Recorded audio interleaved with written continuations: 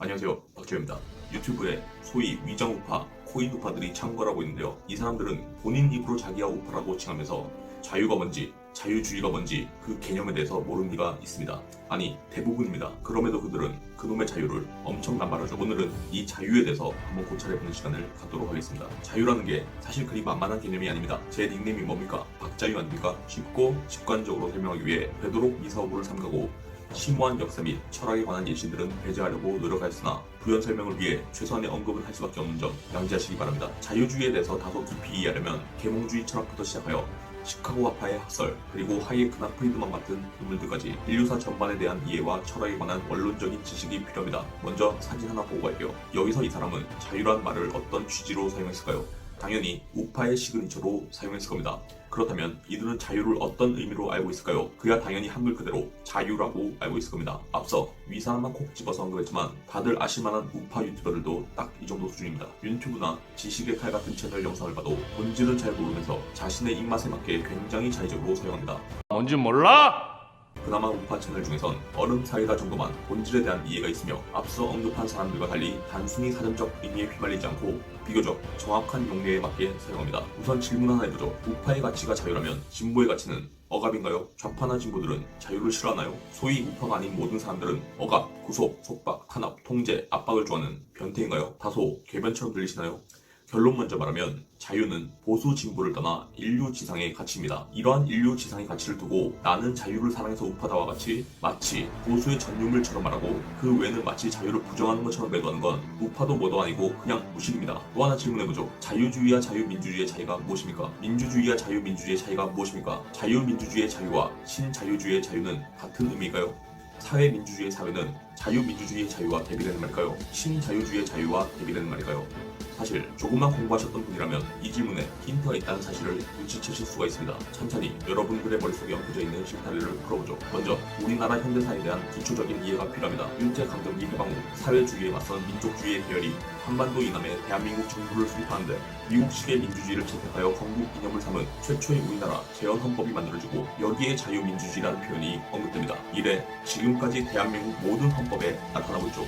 자유민주주의를 자유주의와 민주주의에 결합된 정치 원리로서 민주주의와 입헌적 자유주의의 결합으로 정의하기도 하고 시민의 자유를 보호한다는 대의제의 민주주의로 정의하기도 합니다. 일부 학자들은 자유민주주의의 정의가 모호하다는 이유로 민주주의란 단어로 대체할 것을 권고하기도 하죠. 다들 잘 아시겠지만 불과 몇 개월 전에도 자유민주주의에서 자유를 빼자는 목소리가 나와 논란이 있었습니다. 많은 사람들이 민주주의의 자유를 빼는 것에 대해 경기를 일으키는데요. 왜 그러는 걸까요? 민주주의에 대한 개념이 부재하거나 왜곡된 경우라고 봅니다. 대개는 북한을 예를 들며 조선민주주의인민공화국 봐라, 북한도 민주주의 아니냐, 우리나라도 자유를 빼면 북한과 같은 민주주의 국가가 될 것이다 라고 하는데 이 무식한 뇌피셜에 무슨 카르텔이라도 있는지 정말 많은 사람들이 이런 말을 합니다. 제가 헛웃음을 치면 제게 이렇게 묻겠죠. 그럼 북한의 민주주의 뭐냐? 뭐긴 뭡니까? 북한은 민주주의가 아니죠. 역으로 제가 질문해 보겠습니다. 민주주의의 반대가 뭡니까? 이 질문 또한 많은 사람들이 사회주의라고 대답하는데 이 무식한 뇌피셜에도 또 무슨 카르텔이 있는지 이렇게 답하는 사람을 본 게 한두 번이 아닙니다. 민주주의의 반대가 어떻게 사회주의입니까? 민주주의의 반대는 사회주의가 아니라 독재죠. 다시 말해 북한은 민주주의의 정확히 정반대 정치체제를 가진, 즉 1인에게 온전한 권력이 독점되고 세습되는 전형적인 왕조 국가 형태입니다. 단연코 민주주의와 거리가 멀죠. 우리가 말하는 민주주의 안에 원래 자유민주주의의 핵심이 다 들어있어요. 그런데 이념 전쟁과 더불어 여러 차례 독재를 경험한 우리에겐 꼭 자유라는 문구를 넣어야 안정되는 무언의 노이로제가 있을지도 모릅니다. 그럼에도 저 또한 자유민주주의에 자유를 빼는 것에 대해 반대입니다. 앞서 언급한 노이로제에 대한 개인적인 반응일 수도 있고 민주주의에 내재된 자유에 대한 좀 더 강한 메시지를 부여하는 당위성에 대한 공감일지도 모릅니다. 넘어가서 그럼에도 불구하고 자칭 우파라는 사람들이 민주주의의 가치에 좌파 프레임을 씌우고 민주주의를 마치 나쁜 것으로 포장하고 있습니다. 알고 보면 완전 코미디죠. 그들의 논리를 따라가 보면 자유는 좋은 것, 더불어 자유는 옳은 것, 그리고 자유는 우파의 심벌, 고로 우파는 좋고 좌파는 싫다. 고로 우파는 옳고 좌파는 그르다. 즉 자유를 우파의 가치로 맹목하고 매몰되어 사고하니까 역으로 민주를 좌파의 가치라고 이분법적인 사고를 하게 되면서 이런 총극이 벌어진 거죠. 더불어 그들에겐 역사적, 철학적 배용 지식조차 결여되어 있어 자유를 철자 그대로 프리덤으로 해석할 수밖에 없고, 리버럴로 해석하는 것조차 프리덤으로 해석하니까 그들의 머릿속에 자유주의가 리버럴리즘이 아닌 애당초 있을 수 없는 프리덤리즘으로 들어있는 거죠. 그러니 리석, 윤서인, 팩맨, 지식의 칼 이런 애들한테 정치를 배우고 역사를 배우고 철학을 배우면 빠가살이 되는 겁니다. 나중에 기회 되면 좌파와 우파의 정의에 대해서도 다시 싹 리빌딩 해드리는 시간을 갖도록 하겠습니다. 좀 더 깊게 들어가보죠.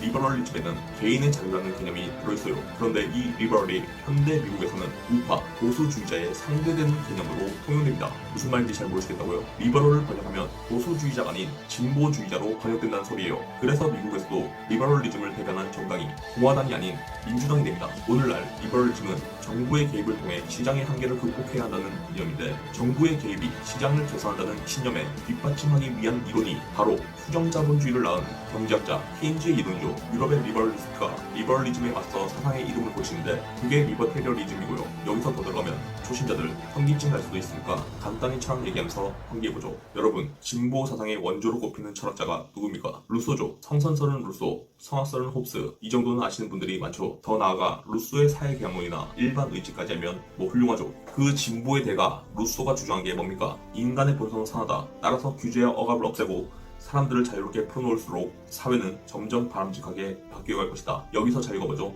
프리덤이죠. 도리어 여러분들이 생각하는 자유는 보수가 아닌 진보의 가치에 가깝다고 보면 됩니다. 또 자유를 설명할 때 독일 철학자 헤겔을 빼먹을 수가 없죠. 이번엔 조금 어려울 수 있습니다. 집중해서 잘 들어보세요. 헤겔은 역사를 절대 정신이 자신을 실현해가는 과정이라고 정의했습니다. 헤겔은 물질보다 정신이 세계의 근본이라고 생각한 관념론자였는데, 정신에는 주관적 정신과 객관적 정신이 있고 이 두 가지 정신을 통합하면 절대 정신이 된다고 주장했습니다. 이러한 정신이 성장할 때 모순된 것을 상정하여 이를 통합해가는 과정을 반복한다고 봤죠. 이 운동 과정을 한 번쯤 들어보신 기억이 있을 텐데 바로 변증법이라고 부릅니다. 이때 비로소 정신은 역사 속에서 자신을 성장시키며 드러낸다고 보았죠. 즉 절대 정신은 역사 속에서 확장하며 드러나는데 그 본성을 자유로 보았습니다. 헤겔은 세계 역사 또한 마찬가지로 자유가 확대되는 방향으로 일관되게 진행됨을 주장하는데요.